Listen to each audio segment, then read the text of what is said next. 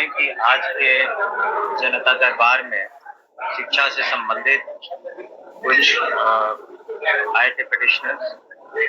उसमें कुछ सांतरण का भी मामला था और कुछ वेतन संबंधी मामले थे, वेतन को लेकर के।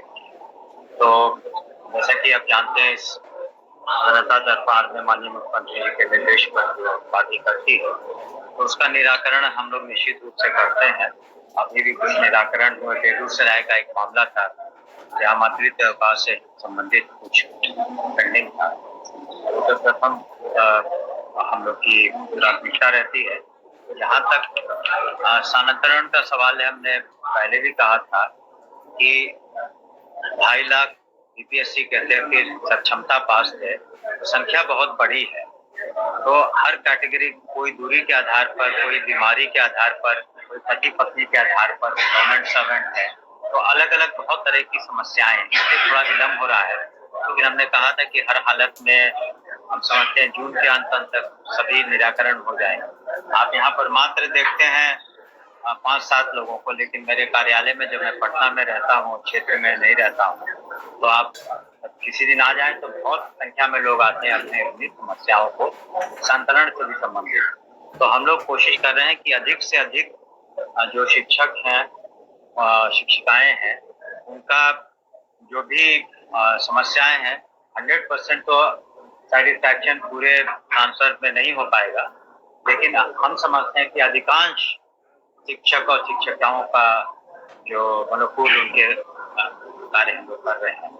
साथ ही आपको बता दें कि हम लोगों ने अपने पदाधिकारी को बीपीएससी भेजा था और शीघ्र ही बीपीएससी चुनाव करने जा रही है।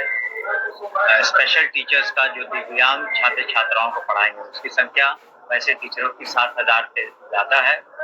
और अनुकंपा पर भी 6,421 जो है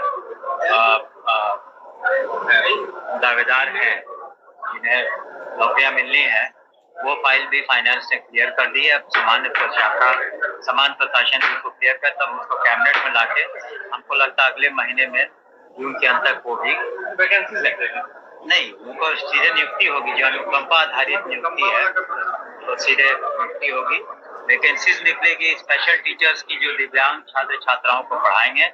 और वैसे हम लोगों ने 7,000 से ज्यादा उसकी वैकेंसी जून में हो जाए।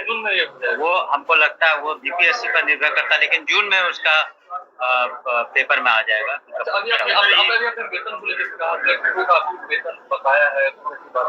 उसका कारण है कि देखिए, बहुत तरह के 1995-90 के दशक में बीपीएससी के थ्रू हुए कि विशिष्ट शिक्षक बने, जो पहले पंचायती राज व्यवस्था में थे तो वह सरकारी सेवक हुए, बीपीएससी हुए, हेडमास्टर हुए, जो प्रधान अध्यापक, प्रधान शिक्षक हुए, तो पदाधिकारी हुए। तो बहुत तरह के यहाँ पर महकमे में लोग हैं, जिस वजह से कई बार या वित्त रहित जो संस्थाएं हैं जिनको पैसे देने हैं, कॉलेज और यूनिवर्सिटीज हैं उनको भी अनुदान देना है, तो ग्रांट देना है।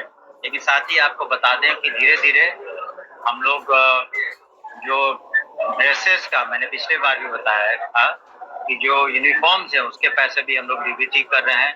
स्नातक और जो +2 वाले छात्र छात्राएं हैं उनका भी हम लोग, जो फर्स्ट डिवीजन से पास किए छात्राएं, उनका भी हम लोग डेबिट कर रहे हैं।